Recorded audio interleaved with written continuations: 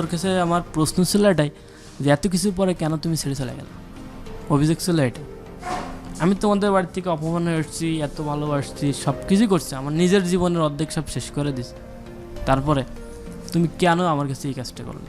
আমার মেয়েরে সোনা গয়নাদের সাজায় নিয়ে জানতে হবে এবং আমার মেয়েরে সুখে শান্তিতে রাখা লাগবে। মানে সুখে শান্তি এটা থাকবে, এটা সমস্যা নেই, সোনা দানাটাই সমস্যা। কিন্তু সোনা দানা আমার ওরকম সামর্থ্য ছিল না যে ওরে ওইভাবে আমি সাজাই নিয়ে চলে আসবো।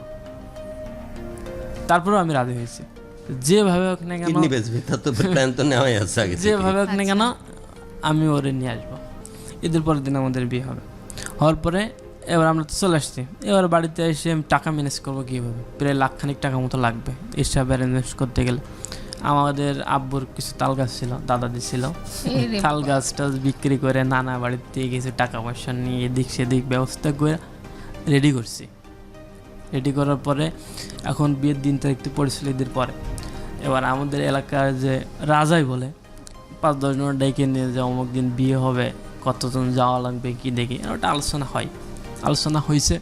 আর এদিক তো আমার কেনাকাটা সবকে, ওর জন্য বেনারসি শাড়ি, চুড়ি, আলতা, মানে যা কিছু লাগে সব কিছু নিজের টাকা দিয়ে তো কিছুই তো কিনা হয় নাই না।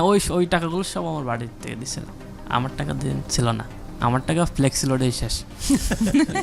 কথা বলতে বলতে পরে পরে সব কিছু কেনাকাটা ওকে, এবার আমার ওকে। এখন ওদের বাড়ি থেকে ঈদের দিন ফোন আসে যে বিয়ে আমরা দিতে পারতেছি না। কেন বিয়ে দিবেন না? কারণ মেয়ের ফ্যামিলি রাজি না, বাপ মা রাজি না। সেখানে আমরা বাপ চাচা হয়ে আর একজনের মেয়েরে যে আমরা তোমার হাতে তুলে দেবো, পরবর্তী ঝামেলা হলে এই ঝামেলা দায়ভার রাজি না, তো শর্ত ফর্ত দিয়ে তখন এটা বললো কেন? এটা করার কোনো মানেই ছিল না।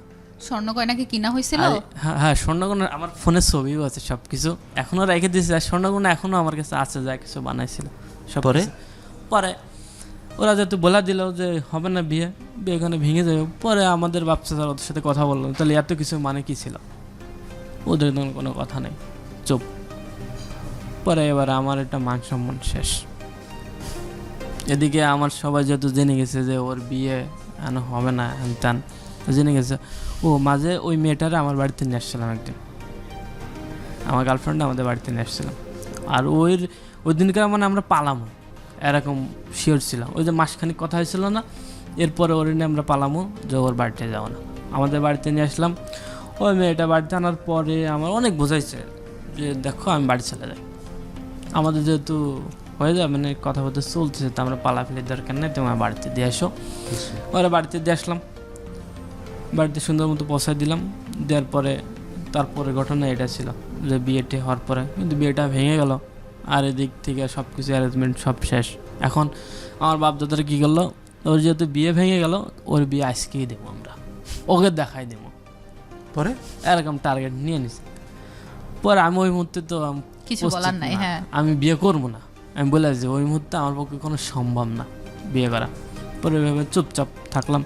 থাকার মাসখানিক পরে, 1 মাস পরে আপনার সম্পর্কটা হচ্ছে জুন মাসের 22 তারিখে, রানিং জুন মাসের 2018 সালের জুন মাসের 22 শুক্রবারে 3টার সময় ওর সাথে আমার ব্রেকআপ হয়ে গেল। কিভাবে? ওদের বাড়িতে আমি গেছিলাম, পরে 4বারের মাথায় আবার গেছিলাম। ওই যখন ওরা বলে দিল বিয়ে হবে না, আমি রাগের মাথায় নিয়ে আমি আবার গেছিলাম, তাহলে এই টাকা পয়সা সব কিছু তো দেওয়া লাগলো।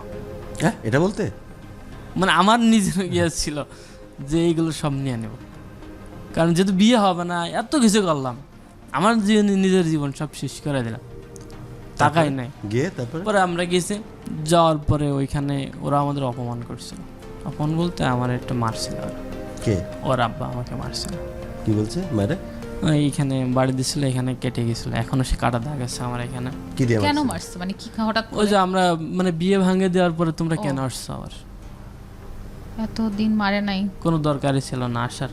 ওই মেয়েটা কিন্তু আমার বারণ দিছিল, মেয়েটা আমাকে বারণ করছিল, নিষেধ করছিল না যে আসার দরকার নেই, আসলেই কোনো সমস্যা হতে পারে। পরে আমি শুনে নাই, চলে গেছি। যার পরে ওখান থেকে মার খেয়ে চলে আসলাম। ওর আপনার জুন মাসের 22 তারিখে 18। মেয়ে দেখছে যে মারতেছে তোমাকে? হ্যাঁ, মেয়ে অলরেডি দাঁড়ায় দেখতেছে। ও কোনো যে ঠেকাবে বা কিচ্ছুই বলো না, স্থিরভাবে দাঁড়াচ্ছে। আমার যে ফোন ছিল, যত রেকর্ড ছিল, সাথে কল রেকর্ড ছিল, ছবি টবি যা ছিল, ফোন ওরা নিয়ে নিয়েছিল, নিয়ে মেমোরি টেমোরি সব কিছু নিয়ে নিয়েছিল, ফোনটা ভেঙে ফেলছিল।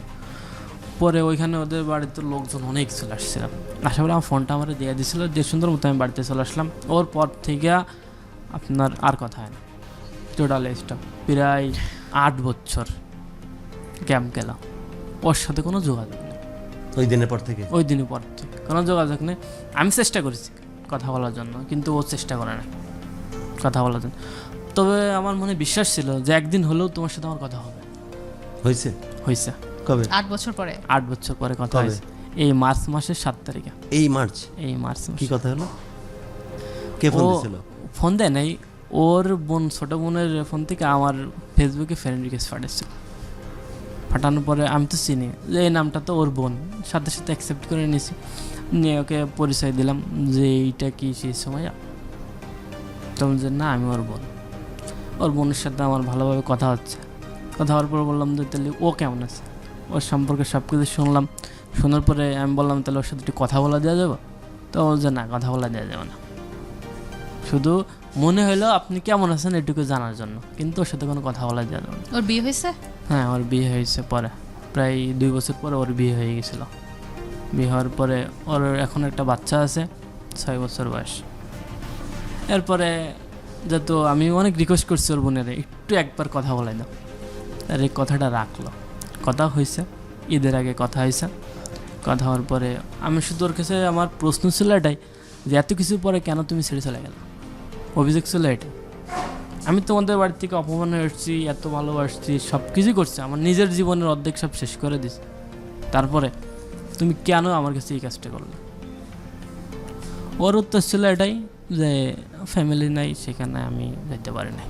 তো ফ্যামিলি তাহলে আগে মনে ছিল না, এখন কি মনে করার খুব দরকার ছিল?